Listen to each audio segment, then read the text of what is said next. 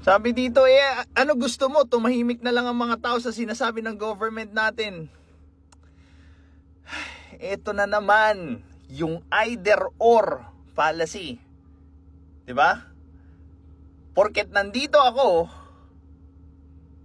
sa posisyon na to, ibig sabihin pinagtatanggol ko na yung mali ng iba.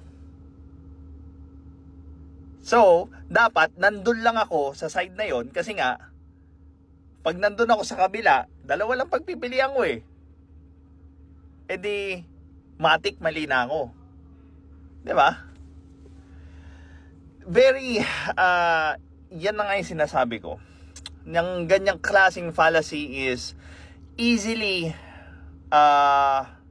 committed by the Filipinos because they are having a hard time holding multiple truths at the same time. And as you put one truth stacked from one another, doon nagkakaroon ng further nuances sa mga bagay, sa mga issue, at sa mga method, or even sa solution ng problema.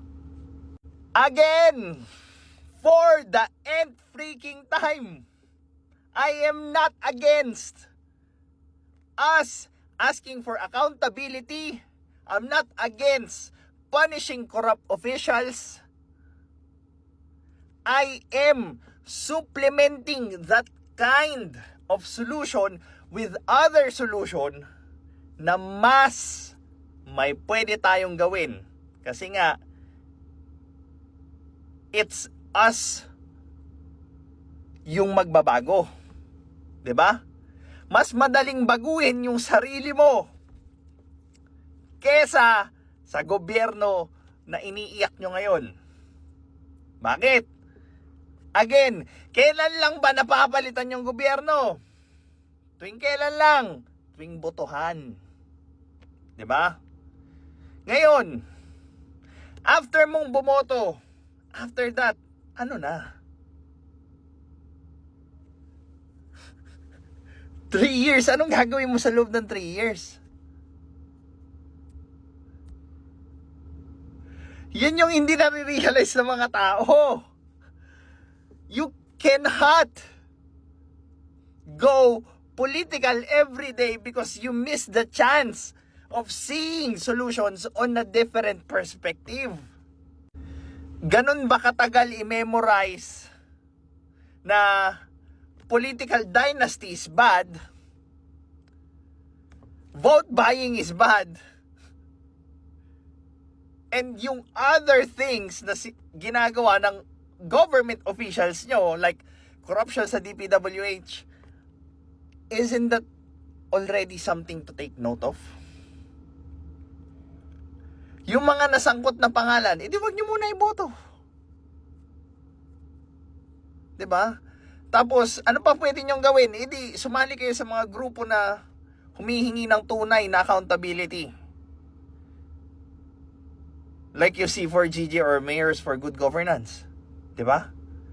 Oh, after that, ano ba? Saan pa? Pwede pa kayong magsumbong sa iba. Pero after that, ano na? Don't you say na 3 years mong gagawin yon? 'Di ba?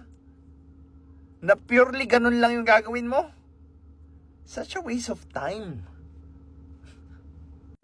Ang dami mong pwedeng matutunan. Kahit 1%, eto lang yung improvement kasi siguro na iniisip nila is yung overnight improvement. No, there's no such thing as that.